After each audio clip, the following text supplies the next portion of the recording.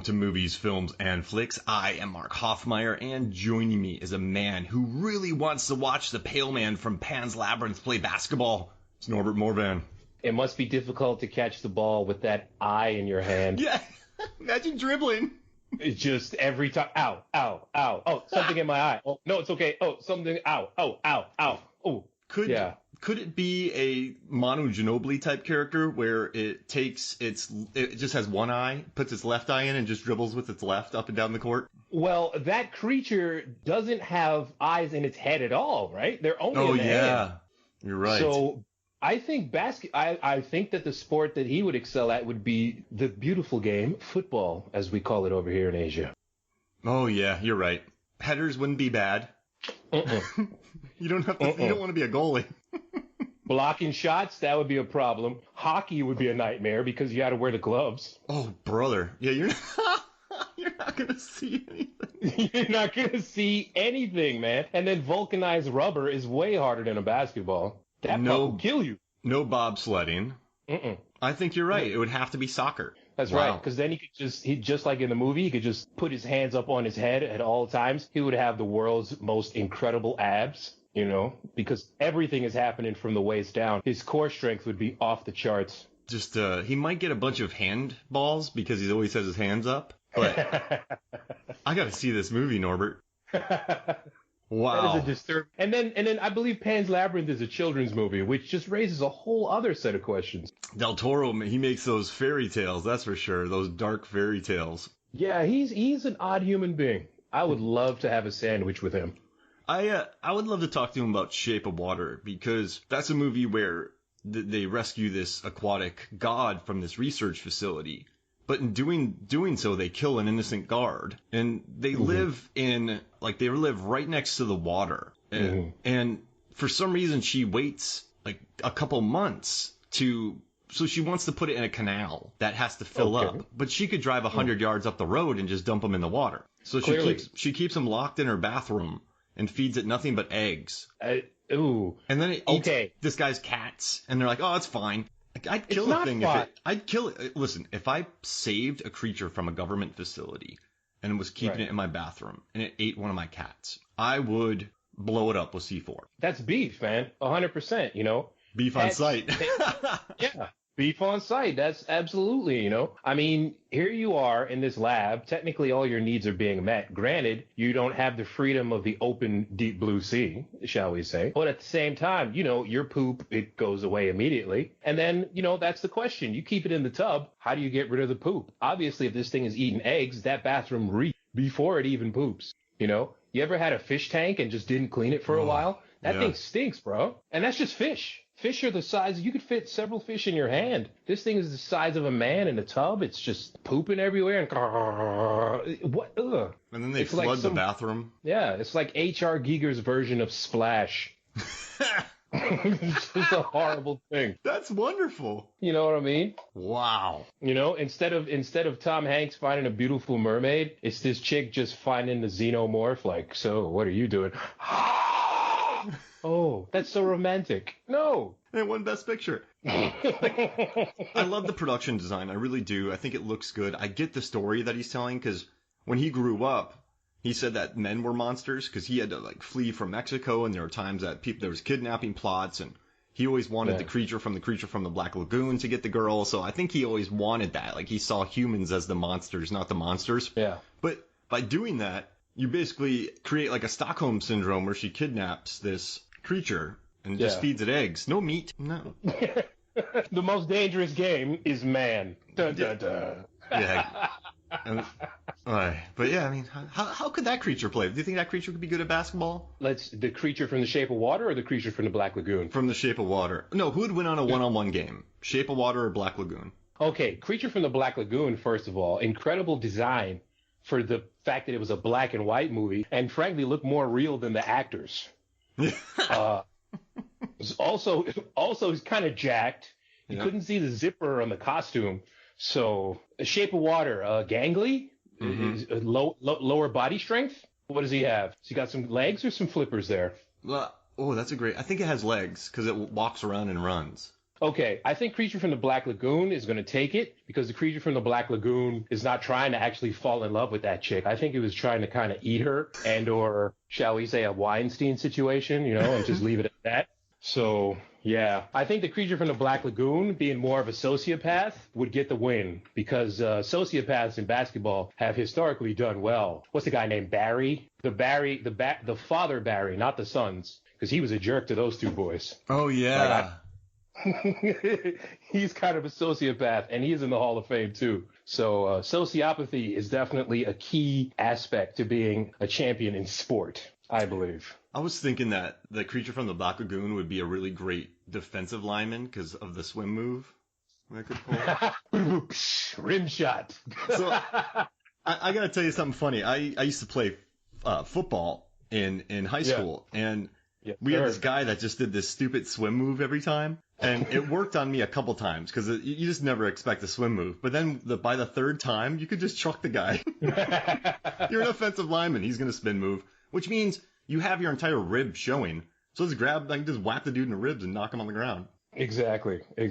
What is your move? Oh, swim move. Oh, really? Ankle bite, Hey, so I brought you in for this draft because I started in 2012 doing these weird drafts. So I did a football team with horror movie characters. We did a football team with romantic comedy characters, a football team with, let's see, animated characters and sci-fi characters. We've drafted basketball teams, football teams. Well, I think most famously from one of our episodes, John Lazovath, our former host, he drafted the Sarlacc in a pit to be the safety on a team, on the football team. Because you're not going to run around it. There's just a giant pit in the middle of the field. So that really limits a lot of here's the thing. Mobility isn't going to happen. You see, the whole key with being the safety, particularly the free safety, is that you're going to lay the smackdown, okay? Yep. If you're in the open field and the guy catches the ball and he blows past all the DBs, you are literally the last line of defense. So the Sarlacc, all you got to do is traipse around that hole, man. The tentacles only got so far out. I guess he's thinking that the hole takes up most of the field, so you got to run on the sidelines to get around it. But now we've just violated the sport because you've rendered a third of the field unplayable. So now the Sarlacc is the biggest liability to not only your offense but your whole ability to play the game. That's why when Lazovath picked it, John Levengood, who was on this, kind of short-circuited. He didn't know what to do. It's not a good look. I think it's one of the more popular moments of our podcast because Levengood's like, what? You can't do that. And it kind of changed the way we look at these drafts. And so our last one we did one just with David Fincher characters in 1980s comedies. So we had to put together a football team with just them. I picked Vigo the Carpathian painting to be a defensive lineman because the quarterback's not seeing over that. And his name is also Norbert. So that's a plus right there. That's right. And when I lived in Korea, man, you were obsessed with the Knicks. I mean, you still are obsessed with the Knicks. And you're obsessed with horror movies. So I figured, let's bring Norbert in to live up to our MFF. Like, this is what we do. We do weird drafts. So I figured I'd bring you in and we would do a basketball draft. We'd put together a basketball team with characters from horror movies. Greatly appreciated, especially since the last 15 years of the Knicks has basically been the NBA's version of a terrible horror movie. Isaiah Thomas, the interns, Stephon Marbury, James Dolan, for Christ's sake, the Shandon Anderson years, Eddie Curry with a heart murmur getting a 9-figure contract. I do like those shoes that Marbury had. I like what he was going with that. I'm not going to lie. Those shoes were $5 at Dave and Barry's or Steve and Barry's. What was it? And then Walmart, he sold them at too. $5 a pair. I walk out of the store, no lie, with maybe 6 pairs of shoes. And they absolutely broke down within a month and a half, each pair. But that's why they're $5. But that's exactly. I was just like, just get another one. $5 a month. Buy them. It's not. That's $60 a year. Yeah, it's cheaper than cable, bro. How long would a Jordan last on playing pickup games every day? Listen, those shoes put together by tiny slaves, unfortunately, have incredible durability. Oh, okay. I've never had a pair of Jordans break down on me, unfortunately, and I hate that, man. So you pay $100 and you have them for a year of just solid basketball. So I mean, you're still you're saving money on the Marburys, I guess. But you know what shoes so I was working at a movie theater in St. Pete, and we had I think Athlete's Foot or Foot Locker, one of those Champs, one of those across from us. And I remember seeing those Kobe's for the first time that looked like robot. Yeah. And I should have bought those, man, because I was looking at these things. I'm like, these are horrible. And everyone made fun of them. But imagine walking around with them now. People would love them. Man. And you would probably be able to sell them, funk, sweat, and all, mold coming off them for a good penny, unfortunately, because of the ghoulish nature of eBay. Yeah, I would, I don't know, man. I'd wear those. All right, so how about this? Let's do this. So right now, okay, let's start. It doesn't matter where we start. So what we're going to do is we're going to say our team names, and then we're going to pick our coach, and then we'll start going into our team. How's that sound? I like the way your brain functions. All right, so what's the name of your team? All right, I've got 4 team names that I'm working on, and they each come with a slogan. Because we're doing horror, the city is either going to be Saskatoon or the most terrible place on earth for a New Yorker, New Jersey. So we could have the New Jersey Moist Towelettes as a basketball team. Our slogan is "We will wet you," because wet, that's a shot. The Saskatoon Alarming Lesions, because our plays will make you go, "Oh my goodness." Saskatoon! You know what That's right. The Jersey Unexpected Assault, because our team, we come out of nowhere. Oh, I like that. That's what we do. We could also be from parts unknown, tasteful nudity, because we serve the narrative, So this is where I'm leaning. I will select one before the podcast is over today, but those are the team names I'm working with. What do you think? I love it. I mean, I like the unexpected, the New Jersey unexpected violence. Is that what it is? Unexpected assault, because we come out of nowhere. I'd wear that jersey. We come out of nowhere. The UA, the logo is a basketball player just like rah, hands in the air, like things are about to go down. Remember in the 90s when you used to have the hockey jerseys and the basketball jerseys, football jerseys, where the front of the shirt was being exploded and then the back was like the back of the person exploding through? Yeah. That'd be perfect. Totally. It would be mint. And also the Buffalo Sabres logo was kind of satanic the way it used to look. So that would work. Oh, I love it. That would work. All right, so mine's random, but I'm going to do the Crystal Lake Sharks. Nice. Of course, shark. I just like Crystal Lake Sharks. 2 lakes. Of course. Crystal Lake Shark. Redundancy will kill you, or whatever, right? That's your slogan. The Crystal Lake Sharks. dun, dun, dun, dun, dun, dun, dun, dun. Sharks. Lake Sharks. I'm sorry. One side of the auditorium, Crystal Lake. Wait, Crystal Lake, and then Lake Shark. That's right. They still do the wave unironically in your stadium. The Crystal Lake Sharks. Where the wave is to get you again. Everyone has fins. Just throwing them up. Oh, and then, God. Man, like when the fourth quarter hits, when there's 2 minutes left, dun dun dun dun. Everyone in the crowd does that. Right. Oh, that would work, man. That would work. I like it. It's one of the best home squads in the league. So we have the 6th man, we have the 7th man, and the 8th man. Clearly, the home court advantage is murder. And my coach, I'm gonna let you know my coach. So it's the Gen 2 shark from the large shark, the mother shark from Deep Blue Sea, the big one. Of course. Because this shark, Megan asked me, how is this shark going to communicate with people? And I just said it has a little, like a dry erase board in its tank with yada yada stuff. And so it's drawing up plays.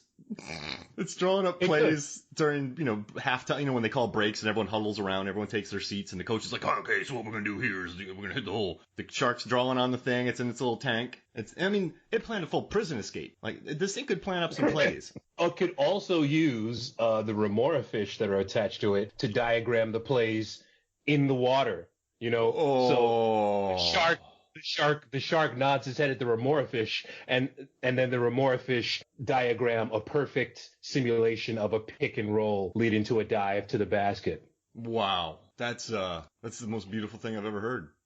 You see, you got to take it. You got to take it to that next step. If you're going to use sharks, go to the whole world of the sharks, man. The remora fish live at the whim of that shark, and they eat the detritus of the shark, so they will do the shark's bidding. So the shark tells the remora fish what plays the diagram. That's I can see it in my head, and that means it's a good idea. Norbert. All right, so who's your coach on the? We don't know who it is yet, but the UAs. Who's your coach? Okay, so the unexpected assault from parts unknown. # we come out of nowhere.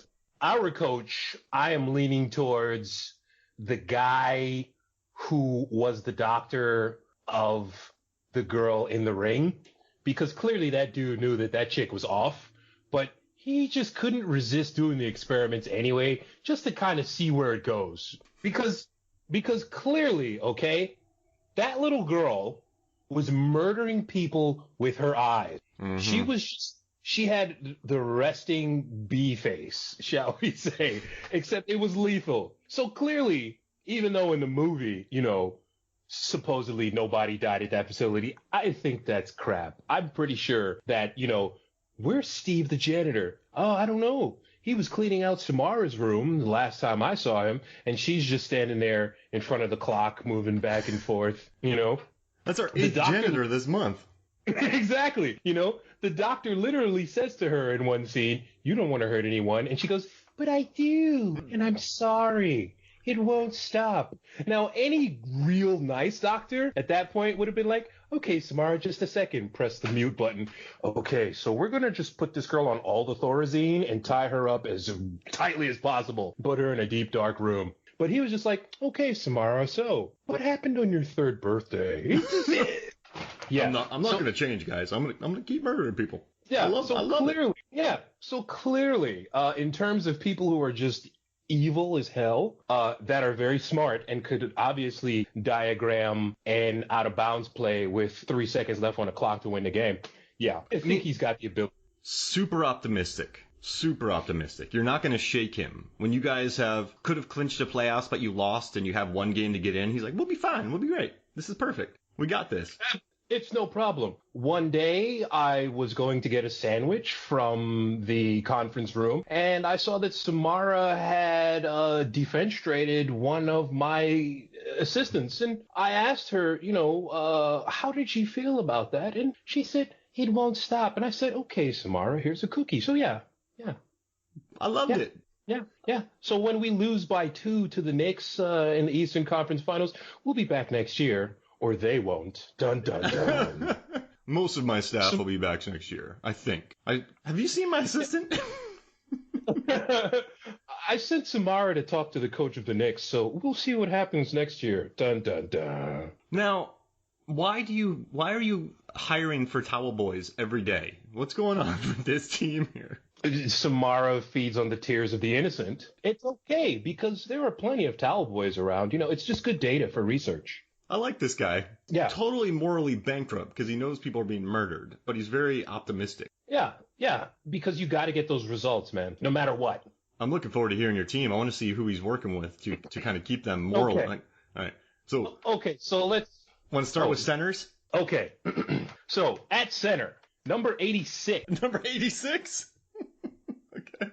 Lingua Ferrata Acaransis, a.k.a. the Xenomorph, a.k.a. the Queen Alien, standing at least 12 feet tall with 4 arms and whatever the hell is coming out of her back.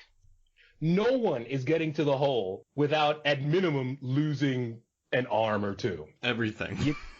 You can't you can't get past the Queen, number 1, because she's literally taller than the basket. All right? Mm-hmm. Number 2, you're going to try to throw an elbow? Her skin is chitinous, man. And anytime she gets cut, not only does she leak acid blood, but her cells seem to replace themselves with polarized silicon, making her a tough little SOB. So yeah, you're not getting into the paint without a little suffering.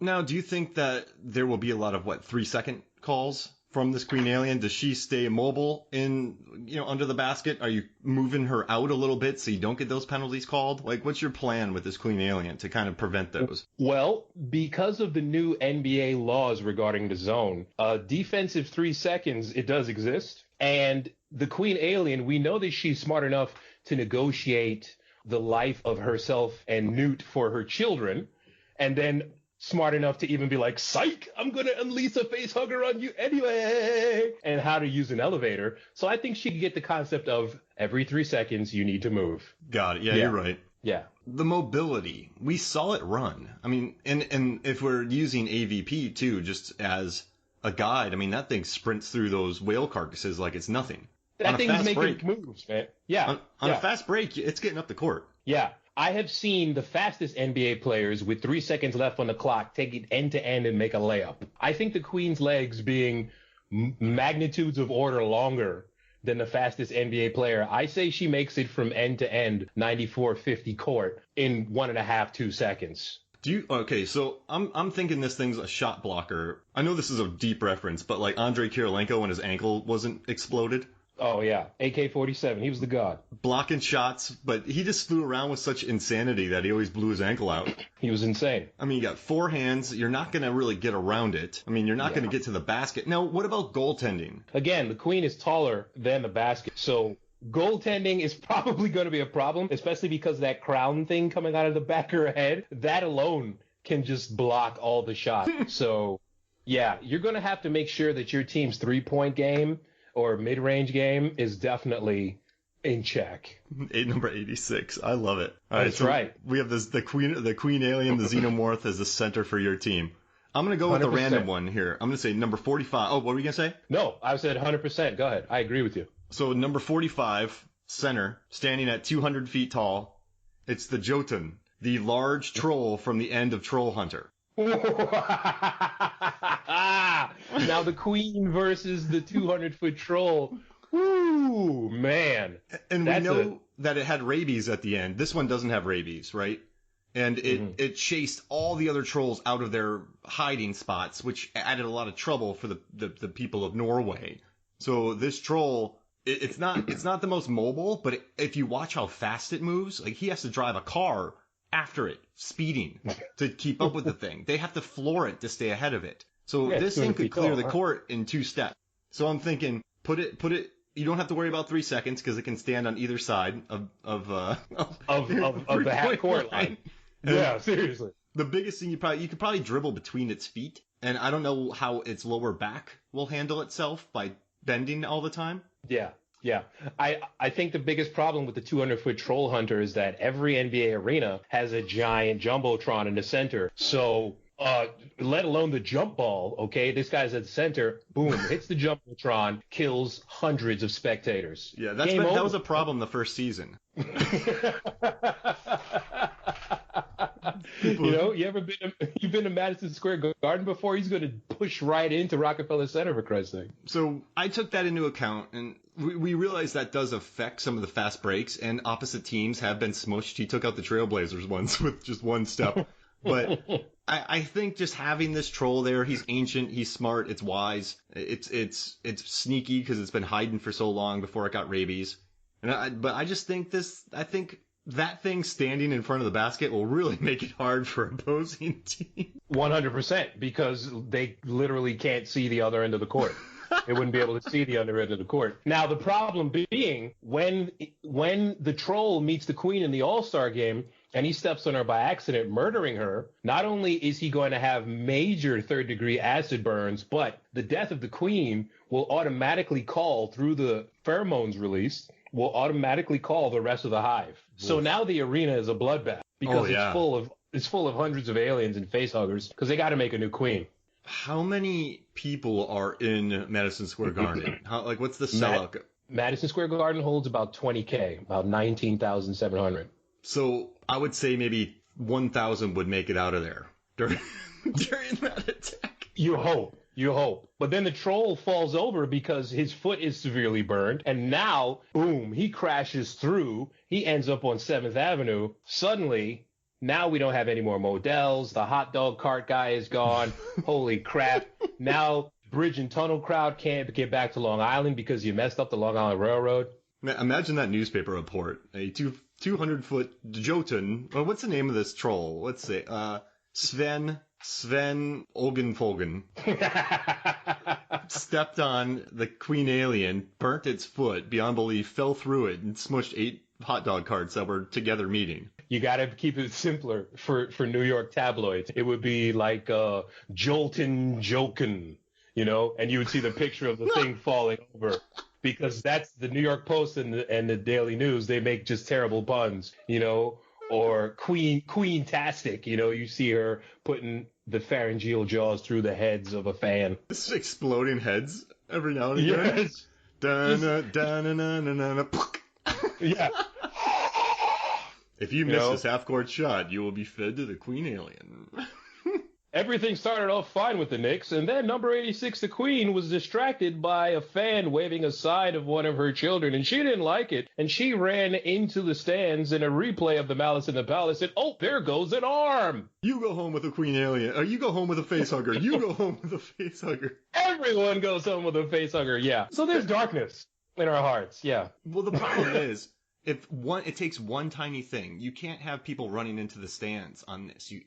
Because it'll spiral with these villains on our team. Oh. Yeah, to say that they're sociopaths is an understatement. Right. Because they only... Yeah, absolutely. I mean, I guess it'd be good to have the troll because the Queen Alien would look at it and just, I could maybe get it, but I'm not going to try. These things have no concern for death, man. The hive is all. Yeah, you're right.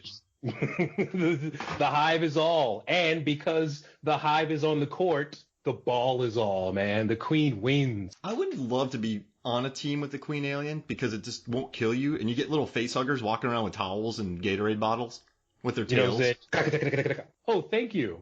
Gatorade Frost is my favorite flavor. They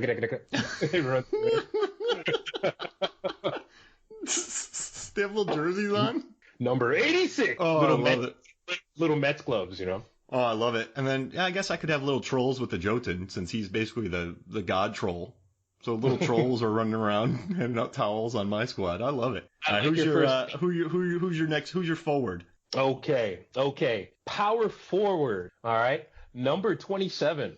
The werewolves from Dog Soldiers. Whoa, they're huge. And that's the point. You need a bruising power forward to keep up with the potential violence, and they're also the regenerative ability, quite frankly, to deal with the flails of potential acid blood. And werewolves, they can regenerate. We know from American Werewolf in London, Eddie Quist, he grew his arm back. The Dog Soldiers take some serious losses, and I figure they're at least 7-8 feet tall. They borrow their design from The Howling, which, you know, my favorite werewolf movie. You need a goon, a Kevin McHale type, a Charles Oakley type to just kind of bust you around and beat you up. But then again, they also have the finesse to get you that critical bucket in crunch time when they're surrounded by 3 dudes from the other team. I mean, these things are athletic. They're fast. They could easily palm the ball because they have huge hands. Clearly. Man, there is no way that you're running. You're not outrunning a werewolf. Imagine blocking that in the low post. Right? So now here you are trying to post up a werewolf, and oh, what's that? It's a claw through your kidney. You just turned the ball over, champ. Sorry. I think it could really make a quick move to get around the troll, too, for some dunks. Oh, definitely. You know, because they run not only like men, but also like wolves. So you're using 3 of your limbs to run, and the one, maybe the right or the left, to dribble. So the crossover possibility is off the charts. I could see it draining a 3, too, like a Dirk-esque. I mean, Dirk had a lot of hair. Hey, man, Bud, right? Oh. There's no rule that says dogs can't play basketball. You're right. Oh, wow, that's perfect. You know what's funny, man? I can see this in my head now. It would definitely wear a headband. That's right. Little things around its hair. Yeah, and those guys that come out and mop up the sweat, they would be super busy because the Dog Soldiers don't close their mouths, man. You know, werewolves are always drooling. Gunk everywhere on the floor. People be slipping everywhere. That's right. So now we're not only a basketball team, but we're job creators. You need at least 3 times the number of people mopping the floor. And since about 8 of them died during a game, we just need more. So there's a lot of work going around. At least 8. Between the coach being the doctor from The Ring and the alien queen, just occasionally when your back is turned, just face hugging the ball boys. Yeah. Oh, Yeah. We should probably hire. Okay, we should. In Lord of the Rings, those little goblins seem very disposable. So many of them die. So they should be the ones wiping off the thing. Or zombies, maybe. Smart zombies. Well, we got to be careful with zombies because, the infection. What if we put something around their heads? Okay, that'd be good. Right? Put a bit in their mouth. Yeah. And then gloves on so they can't scratch you. Yeah. Zombies are highly infectious. That's the thing. So now you've got 19,000 zombies. They're not even watching the game. Yeah. I mean, let's say the queen alien eviscerates one of them and blood just flies all over the crowd. You have 20 new zombies. You see what I mean? And now, because we're in the 21st century, the zombies are not taking 3 days like a Romero slow burn. They're popping up in like 15, 20 seconds. 28 days later, the rage, well, they weren't zombies, but they turned in like 20 seconds. Dude, I thought about making a 28 days later rage zombie my point guard. Me too. But then I was like, you know what? They would just murder everyone. You need intelligence on your basketball team. And these things are just berserk, for lack of a better word. As soon as you took it off its chains, it would just run and kill them. Yeah. And here we are for the jump ball, and the rage zombie has murdered the other team. And now they're also rage zombies. And they just murdered the TV, and they're coming after me. Goodbye, Milwaukee. Yeah. You see, the important thing with all of my team members is that there is some kind of intelligence there. So they know better, because their number one goal is to win the game and then advance their evil plan. Oh, I love it. All right, so you want to know my power forward? What is your power forward? All right, so number 92, standing at 6'5", covered in bees, it's Candyman. Now, you can't dribble basketball with that hook, brother. He has a great hook shot. Rim shot. That's partly why I picked it, Norbert, so I could say it. But then Megan asked me, like, what's it going to do with the hook? It'll deflate the ball. And they just put a little rubber cork on it with a scoop, like a high-lie thing. So instead of a hook, he has a high-lie, so he can throw the basketball from far distances. Okay, so now you've turned him into Swiss Army hands, man. Yes. Buster from Arrested Development. Okay. Lucille. So he has a high-lie arm, 6'5". I mean, he has bees coming out of him. So, I mean, so these werewolves so they're, let's say, well, since they're power forwards, they'll meet maybe sometimes at the opposite end of the floor. Yeah. But imagine posting up on them and just bees stinging you. So the werewolves would feel that. They would hate it. They would regenerate, but they'd be like, ooh, ah. That is a weakness. Werewolves definitely react to pain in a way that the queen alien and perhaps the troll would not. So you just have bees flying all over the court, stinging opposing players. You have Tony Todd is 6'5", which means he is short for a forward. But I just think between the high-lie hand and the bees that he would be an exceptional person to have on my team. I mean, he can float here and around. He can bust through windows. You see how he can jump. He just has a magnetic presence. And I think his press conferences would be really interesting as well. You will be mine. You will take me. I don't know. I'd just love to see him in a press conference with a Gatorade bottle in front of him. But yeah, so that's my forward. So how about this, Norbert? Let's take a quick break, and then when we come back, we will talk more horror basketball. We'll be right back. Welcome back to movies, films, and flicks. And we're working dark here, Norbert, but I love it. I mean, we have destroyed about 18 cities so far. That's right, man. This is the place where nightmares dwell. In our scenario, people keep going to these games. Mm-hmm. I'll tell you why. Many years ago on the Sega Genesis, there was a series of games called Mutant League. Yes. Made by Electronic Arts, and they made a cartoon of it, that there was a terrible industrial accident and people who were turned into mutants. And what happened was they decided, okay, let's do capitalism here and make a sports league. So they had Mutant League Hockey, Mutant League Football, Basketball, and Baseball. And so players would become mutilated during the game, and the fans would love it.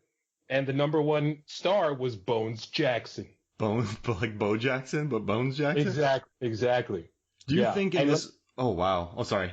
No, I was just going to say, man, let me tell you, if you get a chance to find these games anywhere, Mutant League Football is amazing. It's built off the Sega Genesis Madden engine and is so much fun. Do you remember the game with the cavemen or the Vikings and they played football and you could fall into pits? Jerry Glanville, Pigskin Football. Yes. Let's kick some butt. That game's amazing. Troll. I love that game. I used to play that all the time. Game is awesome. Do you think people pay for seats with personal security? Do you think the box seats have security and cages that kind of keep you safe? Well, what happened is, ironically, the way that I was watching baseball today, you put me onto the Devil Rays. Thank you. Great team. I was watching baseball today, and this is how the Mutant League is set up. There are no fans in the stadium. There's just hundreds of cameras everywhere, and they watch the games go down because it's literally too violent to have people there. The people might get killed by limbs or the ball flying into and through their face. Oh, I like the idea of packed places though, right? No, it's always more fun being there. Just really afraid people being forced to go to these games. Yeah. That little net that they put along the third baseline is not going to help you when the queen is diving out of bounds for a loose ball. Let me tell you, baby. Oh. She does that. Oh my God! Jack Nicholson was smushed last night at a Lakers game. All of them. Mm-hmm. All right, so our last forward here. Who's your second forward? So you picked the power forward. Who's your small forward? Okay, my small forward, remember, the small forward needs to be able to shoot like a guard, move like a guard, but also have a little bit of bulk and power like a power forward. It needs to be somewhere in the middle. So, number 13, Brightburn. He's going to murder people. That's right. In the name of his home planet. Eviscerate people. Yeah. Because he killed that lady in the diner for no real reason. Oh, gosh. Pretty sure he murdered his mother. Not a good human being, but great athleticism. I mean, zipping all over the place. Yeah. So he's got the speed to collect a loose ball. He's got the vision to make the critical pass. Mm-hmm. And he's got the hops because he can fly. Wow. So put back, no problem for Brightburn. And also, again, complete sociopath. So all he wants to do is win and then conquer the human race. Some of the murders in that movie are so violent. Brutal. I'm happy I picked this troll now because their skin seems very tough. They have very thick skin. So Brightburn could womp on this troll, but it's ancient and has impervious skin. It'll hurt him, but the troll Brightburn knows not to get smushed. He's got the heat vision, bro. We'll see what happens. Yeah, oh man. And if he could make a bright light, he could petrify the thing. Yeah, he keeps, and every time during the timeout, the coach is trying to get his attention, but he keeps drawing that Brightburn symbol in the wall. Stop writing that everywhere. He keeps, and it's cool how the Brightburn symbol looks like that kind of graffiti S that people used to make back in the 80s in their notebook. Oh yeah. So we would need to put some goggles on, like Charles Oakley wore goggles, right? Was that Horace Grant? Kareem Abdul-Jabbar, James Worthy, Horace Grant, yeah. But they would need to be like UV so that they prevent the troll from being petrified. Well, the troll petrifies people, right? No, so the troll... Oh, yeah. But the UV light turns them into stone. Sunlight turns trolls to stone, okay. So we're playing indoors. I don't think Brightburn shoots UV. I think he just shoots heat death. No, I'm just saying if he's a jerk and he blasts them with the UV, or opposing fans blast them with one. I think he tore his father or uncle's jaw off, so I think he's a jerk, yeah. Oh, man. He'd be fast. I mean, quite frankly, my team is far more violent than yours, but focused. Man, you got so it's not looking good for you. Candyman's kind of he's a murderer, but he's also a romantic. There's a strong argument to be made that Candyman's not actually a bad guy, just a good guy turned bad. Mm-hmm. I mean, his death was... There it is, all right, and then the troll, troll's a troll. Troll's going to troll, you know what I'm saying? That's just in his nature. My team's about to take a very dark turn. Okay. Very small dark. Forward. Yeah. All right, so with number 20, let's see, you already have 27. Number 35. Okay. I should have thought of something real quick. I didn't do it, but Johnny Charles Bartlett. Jake Busey from The Frighteners. Ah, he's a friendly ghost. Now, he is... I need to know how many people he killed in the beginning. Because he's like, that's my number. I beat all these people, and he wants to get to that number. But yeah. So he's a ghost, but he is just... I'd put the cloak on him, too, because he looks scarier. But they can touch stuff in the real world. I mean, he hits the car, right. He does all that. So a basketball will be fine. So we have... Right. I mean, the Queen Alien, she's powerful, but he could just go right through her. And we have the werewolf. I don't know, the werewolf would slash at him, but, maybe he'd slash him, but he'd be okay. And then you have Brightburn, who would fly right through him, but he can still touch people. So I just think having Jake Busey, he's 6'3", 6'4", decent height. He's not big enough for a forward in today's league, but just having a ghost who can fly. I mean, if he floats in the air 6 inches, he's 7 foot. Done. Mm-hmm. So he's, he has that big weapon too that he kills people with, and right. He's just running through, wiping people out. Now, except for your troll, who's 200 feet tall, you do have a small team. Yeah. However, you get the edge at small forward because your dude's not corporeal. He can't be touched. Okay. So right there, that's your go-to player right there at all time. Mm-hmm. A lot of it runs through him. Yeah. So you're running a lot of ISO 3 with the small forward. And for all the pain and death that my team can deal out, for all the horrific Machiavellian plans of my evil coach who likes to toy with the emotions of small psychotic children, we can't stop the small forward, man. Nope. Mm-mm. Well done. Well done. And he's insane, so people are in trouble. And he's insane. This is going to get bad. He's insane, intangible, and non-corporeal. You want to talk about audience death? That guy killed a lot of people. And his fans would be insane. Yeah, we're talking Dark Knight, Joker follower insanity. Yeah. Oh, yeah. Man, those guys are crazy. Don't get me started on that. This is why we cannot have fans. I think we're definitely going to have to go Mutant League. Every game is broadcast by CCTV or pay-per-view. Because if we have fans, I mean, the legal liability is going to be through the roof. Mm-hmm. Even if you sign a waiver, you lose half your face. The waiver is not going to work in a jury of 12. Yeah, because you're not in the right mind. Because people who want to go to this game aren't in the right mind. So a waiver wouldn't be hold up in court. Right. Remember, we live in a country where that person took a cup of McDonald's coffee, burned themselves with it, and then we're like, oh, the cup didn't say it was hot. And they won. Don't get me started. It blows my mind. And they won. So now the alien queen is diving for a loose ball, and 3 of her arms and her tail eviscerate 20 fans. We're not going to be like, well, you signed the waiver when you came in. Mm-hmm. These basketball games could be run... Oh, no, that's terrible. I'm not going to say it. All right, so, never mind. All right, so, who's your guards? Who's your guard? You got your point guard, and then you have your, shooting guard. So who are you picking first? Okay. We're reaching back for this one. Number 20, at guard, from New York City, Seth Brundle, a.k.a. Brundlefly. That's right. Your shooting guard needs to be nimble, needs to be fast, and needs to be brilliant in order to assess whether to pass, score, or option 3, whatever that might be at the time. Couple that with the fact that Brundlefly has the incredible defensive move of vomit drop. Yeah. We now need more people to mop the floors.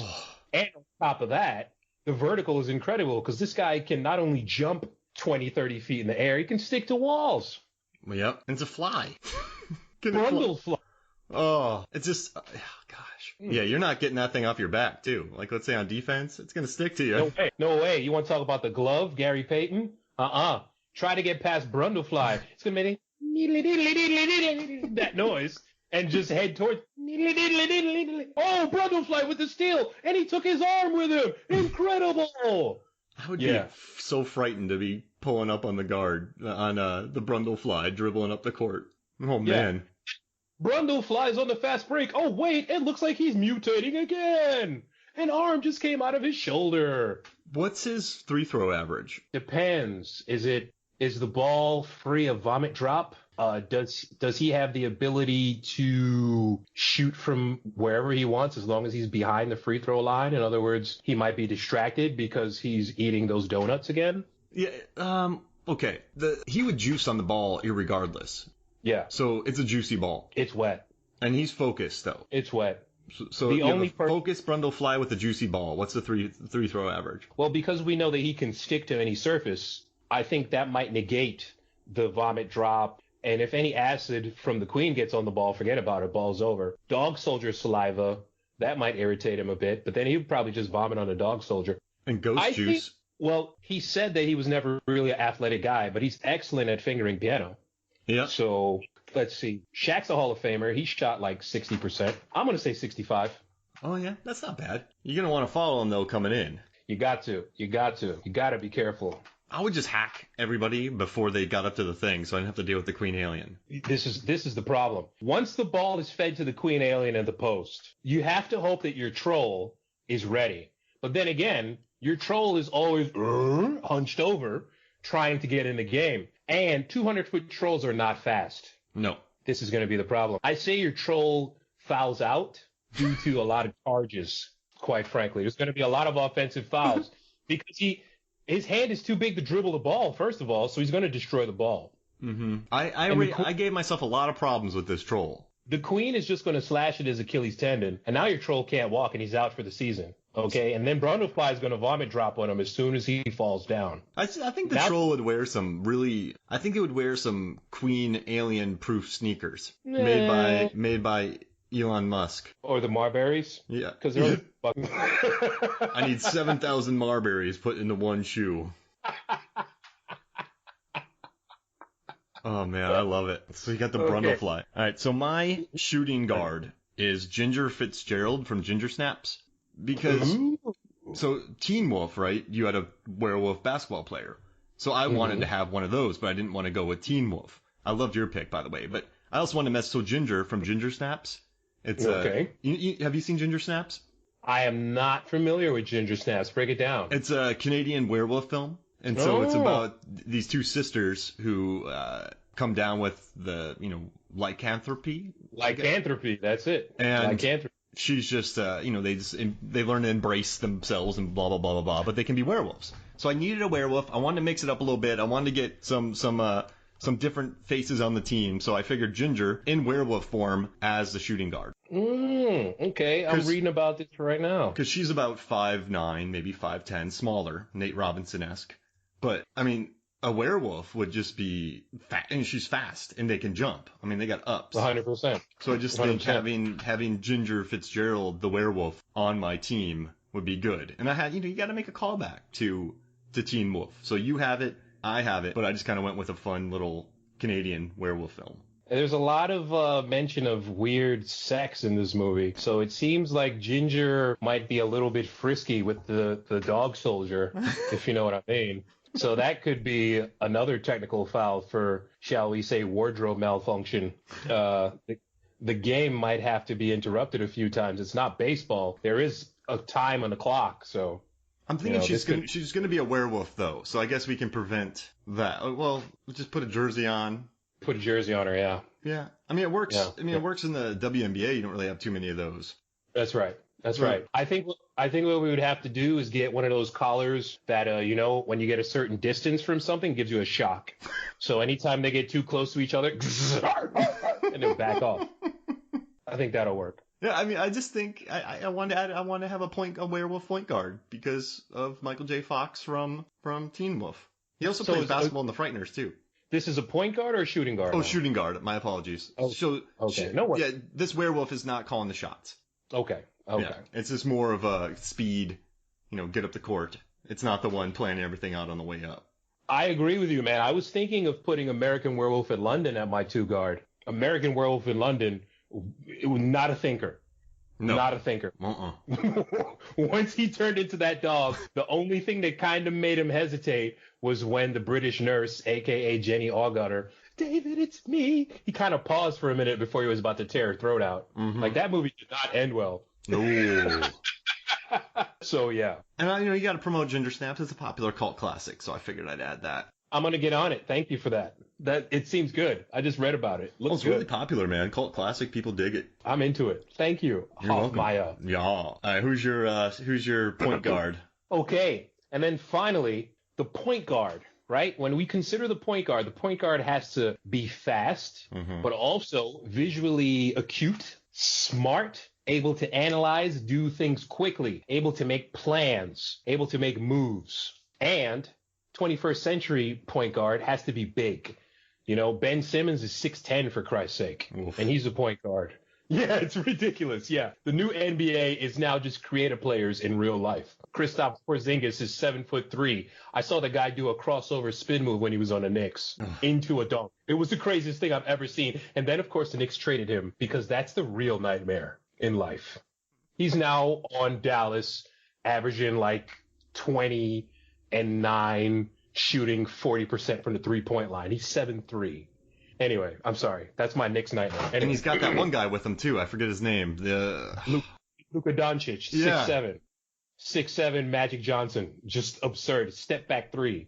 It's nuts. Now I'm having Knicks nightmares. You see? It is a horror podcast. So, all of that being said, like Bob Cousy, smart, good defender. Gary Payton, smart, good defender. Luka Doncic, big, smart, good defender. The 30 Days a Night Vampire. They make plans, they're fast, and they are smart. So you're taking Marlowe? Yes. Whoa, what's her number, 30? The number is going to be 0 for typo blood. 30 days. I knew you were going with vampires. When I heard good vision, I was like, well, vampires have great vision. There it is. You see, this is why we get along. You know what time it is, man. That vampire wasn't even Marlowe. That chased the truck down and then lifted it up. Those things were powerful. And I don't see Marlowe taking any crap from Brightburn, werewolves, xenomorphs. None. Be a good Everything leader. is beneath. Right? Yeah. Oh, man. Yeah, that's the key. The point guard has got to be the head of the snake. And Marlowe is the tough leader that's going to take this team to the Eastern Conference Finals and beyond. Ladies and gentlemen, the unexpected assault from New Jersey. We come out of nowhere. And traps. They plan traps. They set up different angles. They made a plan to murder a town full of people and then disappear into the night. And they would have gotten away with it, too, if it weren't for stupid Josh Hartnett. I don't think he would be worried about Samara either. Marlowe. No. Well, again, it's Samara's doctor. Yeah. But he's bringing Samara with him, it seems like, to all these games. He's got to. Because that's, it's like The Undertaker and Paul Bearer. You know what I'm saying? That's how it works. Oh. My Undertaker! Wait, could you get Samara to watch tape on opposing teams? Oh. Hey, the problem being she would inject herself into the tape. So now every time we watch film from another team, you get the phone ring, 7 days. You're like, come on, Samara! Really? Again? Now I gotta go kill another person by giving them this tape. Are you kidding me? It's the 21st century. Who the hell has a VCR anyway? Can we do better, please? Unbelievable. I got to go to the one Blockbuster in the world. They just turned it into an Airbnb. Now you're telling me I got to go and hook up 2 VCRs to make tapes just to satisfy your crazy ass? Jesus Christ. Samara. I love this guy. Who's yelling at Samara? Who is this guy? Is this the assistant coach? Like, who is this? If it's the assistant coach... Ooh, that's a good one. Who would the assistant coach be on this team? Who would be ballsy enough to yell at Samara? Oh, man. Let's see. In the pantheon of these films, has to be very mouthy, angry. Maybe Freddy Krueger? Or Mitch Pileggi from Shocker. Yeah. He was magical, and he would talk crap to anybody. What about that crazy dad from People Under the Stairs? Nice. That's a good call. Because that actor, I could see him yelling at Samara. Or creepy old dude from Poltergeist. Oh yeah. The preacher. Whoa. Maybe he wouldn't use the harsh language, but he absolutely yelled at people, and then turned freakish monster when he did. All right, so we could. This assistant coach who could yell at her. It works. Yeah, okay. All right, so I'm setting myself up here. This might not work, but I'm going number 1 on the jersey, number 1. And it's Aaron from Your Next, played by Sharni Vinson. Mm. Because you have this entire family planning on murdering their entire family. And she just sees through all of it, sets traps, plans ahead, kills people with blenders. She just sees everything that's going on in this thing. And she was a survivalist and no one knew it. So they just thought that she never told her boyfriend that she grew up on a survivalist area so she could take care of herself. So when all the attacks start happening, she's just, whatever. She sets a fake trap and someone sees it and they're like, oh, I'm not going to that. And then they step on a real trap after that. And that's a point guard move.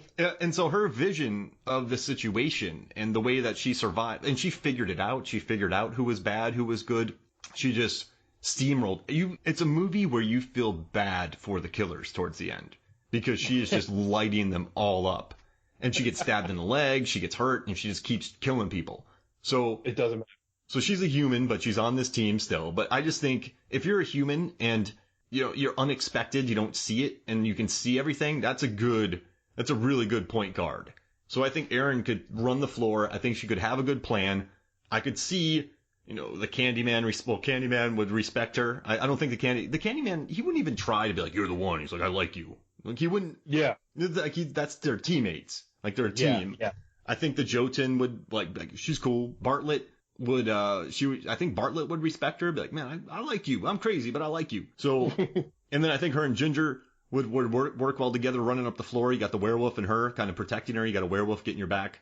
So yeah, just seeing the floor, making the plays. So my point guard is Erin from You're Next. I definitely think that works because as the human, there's a reason why before Scottie Pippen got there, it was just Michael Jordan and a bunch of thugs, man, because they would just get all the rebounds. And Charles Oakley, his specific job was to punch people in the face when they got a little too physical with Michael Jordan. So there's definite good draft sensibility behind it. I like the logic there. It makes a lot of sense. And if this woman is just a normal human getting stabbed in the leg, like, whatever, I'm going to kill you with a blender. Yeah, she belongs at the point. It felt good. I kind of said, I want her, because no one saw it coming. She saw through all of it. And I'm telling you, man, you feel bad for everybody. It's just like all these wolf mask people that acting all tough. Like, she doesn't get you. So, I mean, listen, Brightburn all these things could destroy her. But I see them all sort of respecting her, your opposing teams. Like Queen Alien would be like, oh man, Erin's crushing it. I respect this. The Dog Soldier werewolves would, they live out in the woods. She lived out in the woods. Yeah, but the problem is, Brightburn has a problem with strong females. Yes, he does. And with women who reject him. He's kind of a symbol of toxic masculinity. And Brundlefly definitely does not like being rejected with women, as his final plan was to merge himself and his pregnant wife together into one beautiful body so they could be a new race of human. So I think that Brightburn and Brundlefly, there would definitely be some technical fouls, shall we say, going on out there. They would be a little too close. So a couple of elbows, maybe a little bit of vomit drop while she's trying to cross over. Yeah. Oh man, that's funny.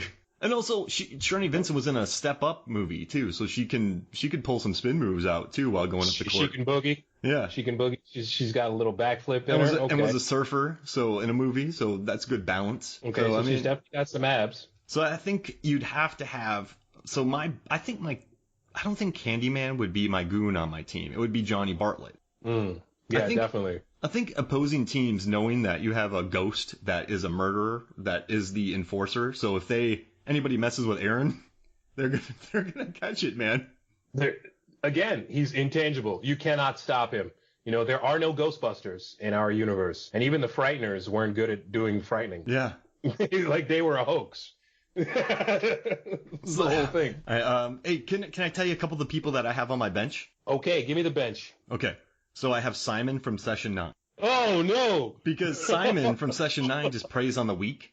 So it would see who on your basketball team is weak, and it would just mess with all their heads. And Simon gets in all of their heads, actually, and messes with them in various ways. But it gets into, well, man, what's his name? We just did an episode about it, too. But he gets into the weakest guy's brain and has him commit murders. So that's right. I think people on the court, when they're dribbling up at Brightburn, he's a kid. He's not that strong yet. I think Simon could get in his head a little bit. Well, Again, the problem with Brightburn is not that it's not that he's a child, it's that he's an insane child, you know? Mm-hmm. He's that kid from the Twilight Zone episode where everybody happy thoughts, don't think happy, don't think sad, don't be sad, happy. He is insane. This is where the problem is, but with the Session 9 dude, he's absolutely smart enough to twist him. Hey, yeah, I see you looking at our point guard. Yeah, she's kind of cute, right? You know what? She says she wants to talk to you. Really? Because, you know, Brightburn had a thing for a little girl. Yeah. And it didn't turn out well. Mm-mm. You know, so I definitely think that you could play with Brightburn's emotions. But the problem is Brundlefly knows the evil that potentially comes out of being rejected by a woman. So I think Brundlefly, plus Brundlefly's a genius, would be able to pull Brightburn's coat and be, listen, you shouldn't listen to what she says because the vomit drop. There's no way that Simon's getting into Marlowe's head, though. No way. No. Marlowe's not weak. Marlowe doesn't respect the human race. That's the problem. Marlowe doesn't care. And you want to talk about goon, the dog soldier is the goon. Marlowe's just going to be like, oh, dog, leash. Yeah. Heads being lopped off. I'm getting into this too much. I love it, man. I love it. All right, so I got Simon, then I have Azazel from Fallen. Oh, another one who doesn't respect the human race. No. He's not gonna care about this game at all. None. He's against God and human. And you know what I love too is Azazel goes after Denzel in that movie because how strong Denzel is. He's not. He's the opposite of Simon. He doesn't want to go after weak people. He wants to go after strong people. So Azazel's going to enter the Xenomorph or Marlowe. Azazel could enter Marlowe, maybe, potentially. And just Azazel would just follow Marlowe around and just make him a shell of his former self. Probably. But now there is a thing where a vampire is technically dead. So the only ones who are alive, everybody else on my team is technically alive except for the vampire. So Azazel, being the smart guy that he is, the most powerful on the team is Brightburn because there was a comic book, Superman versus Aliens. And when Superman was at full power, he just shredded the aliens. So if Azazel is going to take anybody over, he takes over Brightburn and he just starts, he's on my side. And the coach is like, Brightburn, get your head in the game. He's like, yes, it is. You know, and now suddenly Brightburn's shaving points. And we're like, what the hell's going on? And also Brightburn can fly, so no one's going to bump into him and shift Azazel. Exactly.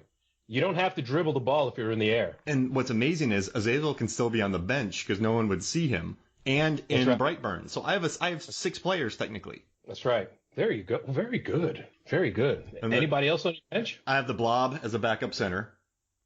Just blocking the lane. Again, you and intangible things. You're a bad guy. And then I had Syl from Species. And then I had, because she's driven, right? She wants something, she does it. So you want that basket, you're going to do it. And then I have Jennifer from Jennifer's Body, because she can float and she's immortal. And this seems super powerful. So I think having those players on just kind of mix it up a little bit. But I'm happy with my starting 5. Who's on your bench? Okay. I have only one person on my bench because my one person on the bench takes care of everything. Ladies and gentlemen, number 69, the naked chick from Life Force. The vampire? Yeah. Now here it is. She is the vampire from which all vampires began, quote unquote. She's from outer space. She's completely naked. She can handle the ball. Did I mention she's completely naked all the time? She walked around London.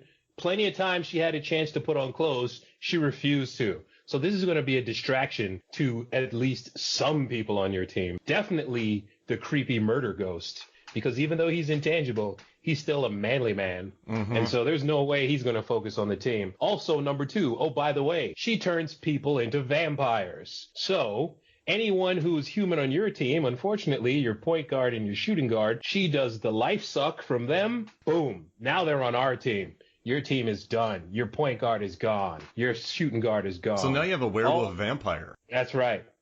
She sucks the life out of anything that is not a part of the unexpected assault because we come out of nowhere, baby. That's what we do. Man, Space Girl. So that's right. So once your sixth man is a vampire who is intelligent enough to control the stupid vampires that she creates, that's good to go. Which is why we couldn't have, we both reasoned, we couldn't have the zombies. Mm-hmm. Because the zombies are berserk. Unless they were the Return of the Living Dead zombies. Because they were still smart. They were just driven insane by brains because of the pain of being dead. Could Azazel take over her? I want to say that Azazel could take over her body because she is alive, but she's not human. Then again, Azazel was created by God, so God created the universe. So in theory, Azazel could take over anything that is alive. But the problem with that is that means nothing's in Brightburn now.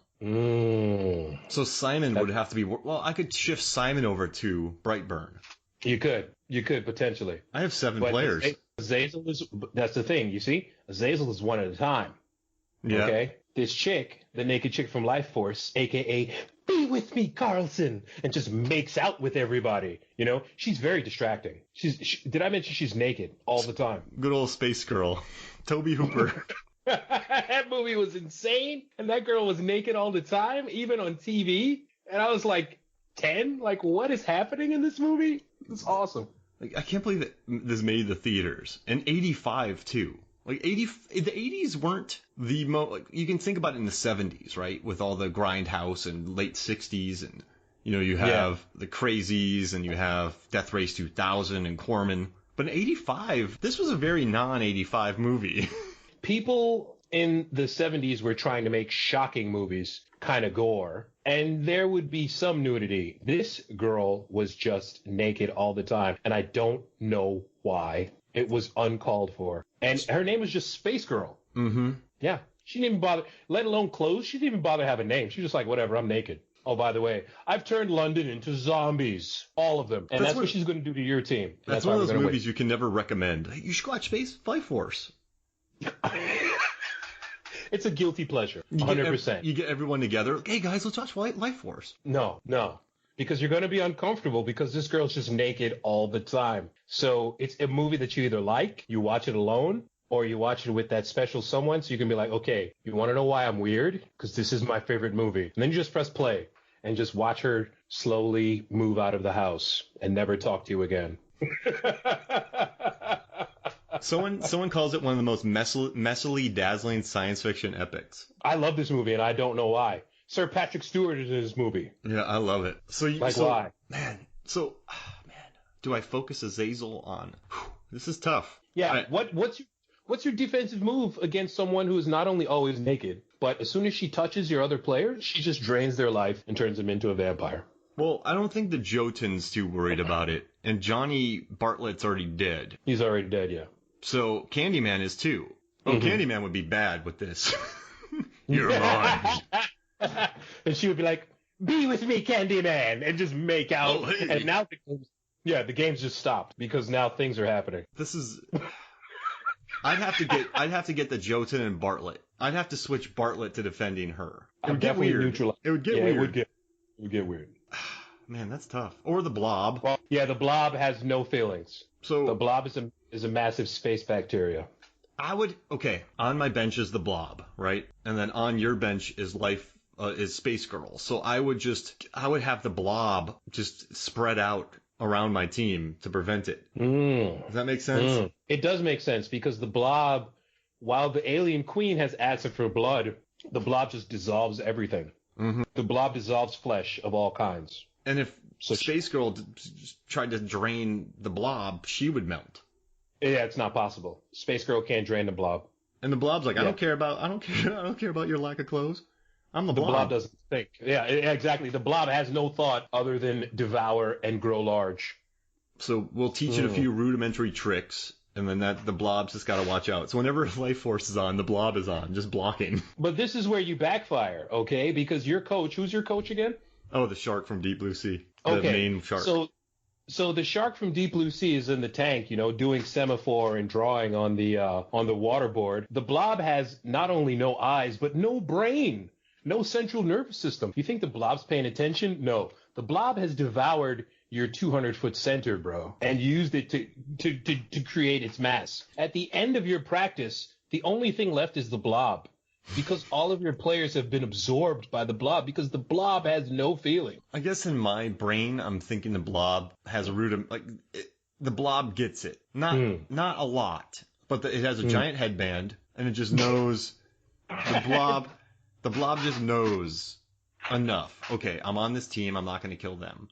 When I'm on the court, I just got to defend this person. Okay, then my suggestion is that your blob is the Futurama blob. Who has like the fully sun. I think that's what you're thinking. Yeah. Because not the brainless moving thing that just devours. Yeah, because if you go with Steve McQueen blob, that's bad. If you go with the 80s remake, which quite frankly I think is a great movie. Oh yeah.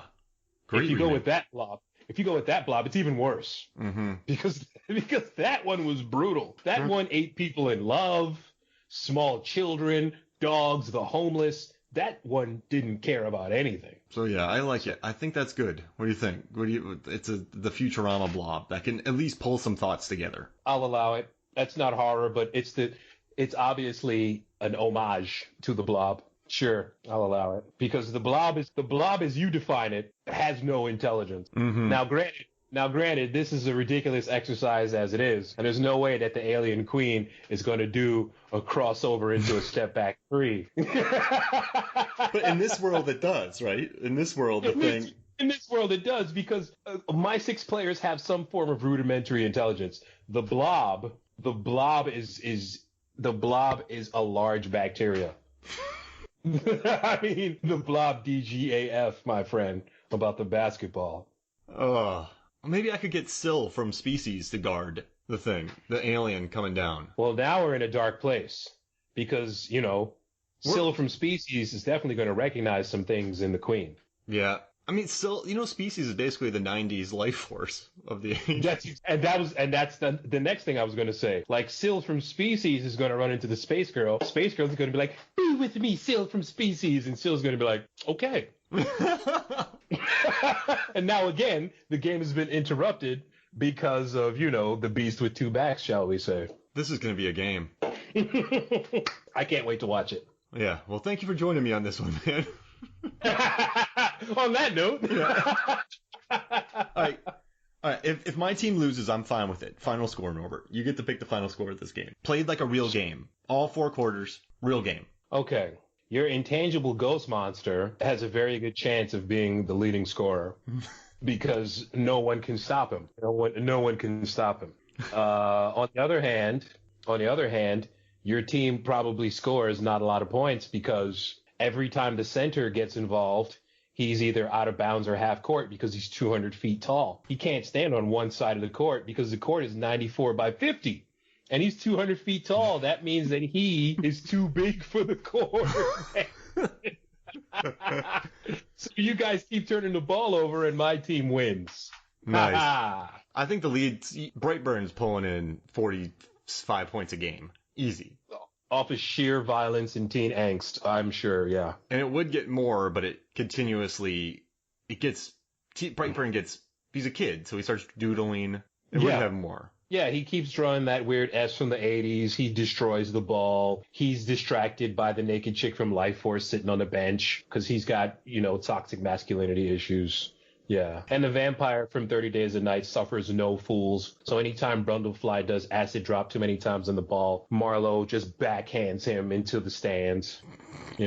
Technical fouls all over the place. The alien queen, she's trying to impregnate everyone, but she gets an easy 30 and 20 with 6 blocks. Candyman's just monologuing to people.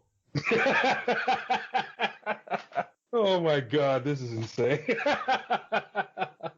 Well, thank you for joining me, Norbert. No problem, brother. This exercise in madness, we can do it anytime you want. Yeah, I thought this episode was going to be like an hour long, but it's about an hour 40. We did it, man. We stretched this thing out. It's perfect. Good times, baby. I love you. All right, so for me, Mark Hoffmeyer, and for Norbert Morvan, this is Movies, Films, and Flicks. We'll see you next week. Boom shakalaka. The Crystal Lake monsters for the... Wait, nah, yeah, they'd lose. See y'all later. Bye.